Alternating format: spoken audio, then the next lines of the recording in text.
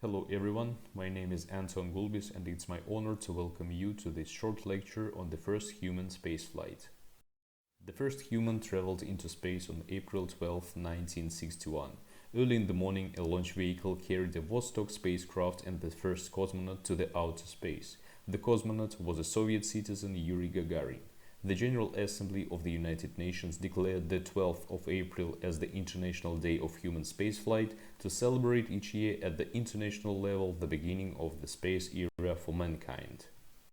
Gagarin's flight was announced while he was still in orbit. The announcement highlighted the milestones of space exploration and marked April 12, 1961 as the date of the first human spaceflight. In 2 days, the first cosmonaut became a national hero and was escorted in a long motorcade of high-ranking officials through the streets of Moscow to the Kremlin. USSR citizens celebrated the flight with mass demonstrations held in Moscow and other cities. This historic event opened the way for space exploration and played a crucial role in the development of science and technology for the benefit of all humanity. Gagarin's flight would have been impossible if it was not for the R-7 intercontinental ballistic missile on which the Vostok launcher was based. The USSR had been working on long-range missile projects since 1950. Effective firing range of long-range missiles is from 5,000 to 10,000 kilometers, and the USSR wanted to design a nuclear weapon delivery system guaranteeing the delivery of a nuclear warhead to the territory of the potential enemy. A Soviet rocket engineer and spacecraft designer Sergei Korolev designed the R-7 missile and led the Council of Chief Designers. The council members were the Chief Designer of Radio Systems Mikhail Ryazansky, the Chief Designer of Guidance Systems Nikolai Pelugin, the Chief Designer of Propulsion Systems Valentin Glushko, the Chief Designer of Ground-Based Infrastructure Vladimir Barmin, and the Chief Designer of Control and Measuring Systems Viktor Kuznetsov. In the spring of 1957, the R-7 was successfully launched for the first time, and only 6 months later, on October 4, 1957, the Vostok launched the first artificial Earth satellite into the elliptical low Earth orbit. The first steps to the human spaceflight was taken in the beginning of 1960, when a cosmonaut team was formed. 347 fighter pilots who met strict medical and professional criteria were chosen to join the team. It was subsequently narrowed down to 6 people, including Yuri Gagarin. All but one of the selected pilots later flew into space as well. The Vostok launcher was designed by a special design bureau in the city, later renamed to Korolev. Nevertheless, the first and second stages of the launcher were built at Samara Progress Plant under the guidance of Dmitry Kozlov. Kozlov was Sergei Korolev's deputy and close colleague. Later he became the chief designer and general director of the Progress Rocket Space Center. Since then, Samara engineers have been designing and building all Vostok, Molniya and Soyuz launchers. Yuri Gagarin made his flight aboard the Vostok spacecraft, which was the first crewed spacecraft designed to support a cosmonaut life for up to 7 days. The cosmonaut was placed in a single-seat descent module, while propulsion systems and other equipment were placed in a service module which separated upon atmospheric entry. During the flight, Yuri Gagarin was wearing a spacesuit, which would have protected him in event of the spacecraft decompression. Yuri Gagarin was born on March 9, 1934, in Klushin village of Smolensk region in a peasant family. When he was a child, his family suffered under Nazi occupation of the village during the World War II. After the war, in 1955, Gagarin graduated as a molder from an industrial college. Concurrently, he took course in flying, during which he had operated 196 flights on the Yakovlev Yak-18 training aircraft. In autumn of 1955, Yuri Gagarin was drafted into the Soviet Army and sent to the 1st Chkalovsky Higher Air Force Pilot School in Orenburg, where he met his future wife. On December 29, 1957, Gagarin was posted to the Luostari Air Base, close to Norwegian border, for a 2-year assignment with the Northern Fleet. In 1959, Gagarin applied to join a group of test pilots for testing a new flight vehicle and was summoned to Moscow. The new flight vehicle was the Vostok spacecraft.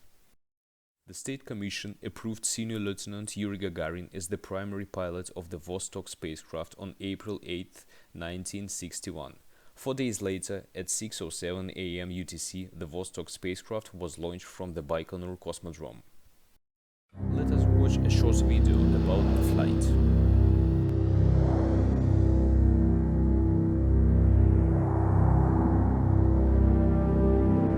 Пусть на старт.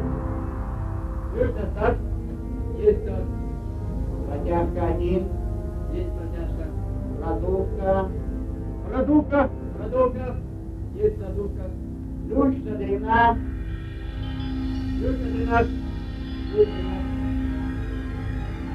Зажигание.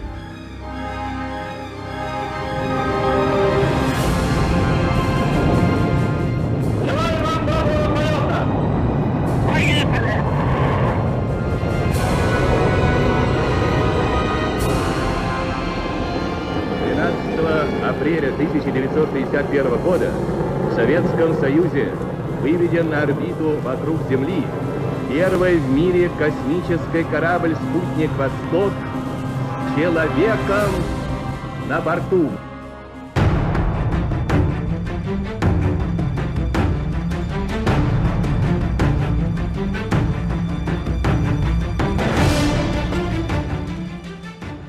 Командование ВВС рекомендует первым для выполнения космического полета назначить старшего лейтенанта Гагарина Юрия Алексеевича. Разрешите, товарищи, мне заверить наше советское правительство, нашу коммунистическую партию и весь советский народ в том, что я с честью оправдаю доверенное мне задание, провожу первую дорогу в космос. А если на пути встретятся какие-либо трудности, то я преодолею их, как преодолевают коммунисты. Космонавтом товарищем Гагарином установлена и поддерживается двухсторонняя радиосвязь. Период выведения корабля-спутника «Восток» на орбиту космонавт товарищ Гагарин перенес удовлетворительно. И в настоящее время чувствует себя хорошо.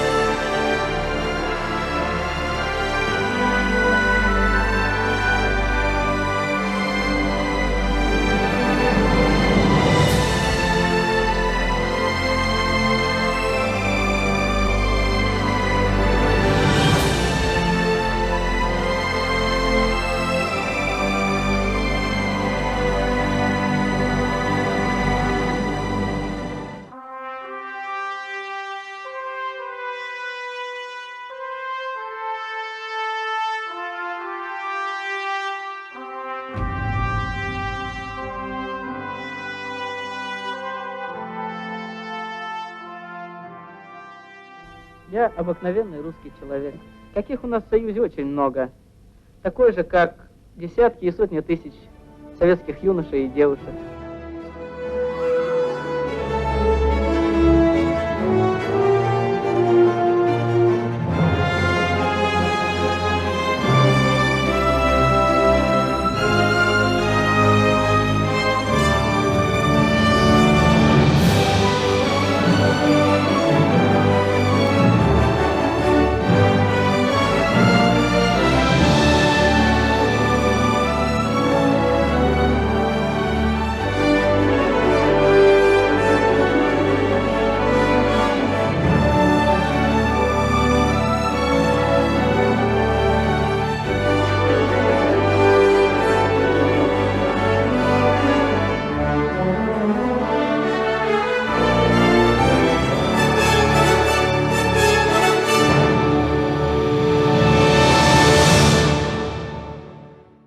The flight lasted 108 minutes, but not without a hitch. There were several issues.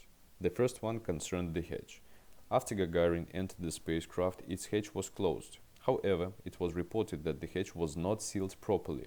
The condition of the hatch cover was crucial for the success of the mission, as its jettison was followed by the cosmonauts' ejection. Technicians had to change an inoperative electrical contact to fix the problem. The spacecraft had successfully reached the orbit, but the control system malfunctioned and did not receive instructions from the ground control. The second stage engine turned off half a second later, and the speed of the spacecraft exceeded the predetermined speed by 22 meters per second. That affected the spacecraft orbit. The orbit's perigee and apogee had been selected to cause re-entry due to orbital decay within 4 days in the event of the retro-rocket malfunction. However, the actual orbit differed from the planned and would not have allowed descent until 30 days, while the life support system function was limited to 7 days. After completion of one orbit, the firing of the retro-rocket was insufficient due to the fuel loss. That caused the following issues. The control system kept the service module attached to the descent module. That should have eliminated the risk of cosmonauts' death if the spacecraft had not begun the re-entry. The risk was high as the service module contained the power supply and orientation system. As a result, the spacecraft began the re-entry still attached to the service module, which separated only when the wires broke in the atmosphere. Due to the insufficient retrofire, the stabilization system of the spacecraft malfunctioned, causing strong gyrations about 30 degrees per second. Both main and braking parachutes successfully deployed after Gagarin had ejected. However, for some reason, the reserve parachute also deployed, which posed certain risks. Due to the retro-rocket malfunction, Gagarin landed far from the targeted landing site, and there was no retrieval team waiting for him. Gagarin wore an airtight spacesuit, which had a special breathing valve. The cosmonauts should have opened the valve after the deployment of the main parachute to breathe the air. However, it took Gagarin several minutes to open it. A 30-kilogram survival kit fell out of Gagarin's seat during the descent. The kit had been vital if the retrieval team had not tracked the cosmonaut promptly.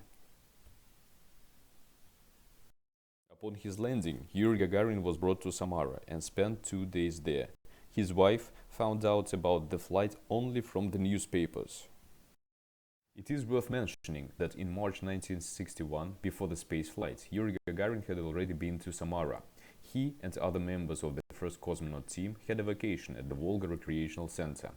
Later, all the members of the first cosmonaut team would come to Samara after their spaceflight. Samara is associated with the development of Russian space capabilities and is often referred to as the Russian capital of space exploration. In 1942, there was established an aviation institute, later renamed to Samara National Research University. Since its establishment, the Progress Rocket Space Center has built 1,936 launches of the R-7 family and 994 remote sensing and research spacecraft. The Soyuz launcher is the most frequently used launch vehicle and the only one to be launched from 4 different spaceports. It is also known for transporting astronauts to the International Space Station. As a successor of Aerospace University, Samara National Research University remains committed to high standards of training space rocket engineers and cooperates with industry to facilitate applied research projects. For instance, scientists and students of the university have designed and built ICE spacecraft in cooperation with the Progress Rocket Space Center. Moreover, an inter-university space research department based at Samara University develops CubeSat nanosatellites for fundamental and applied research.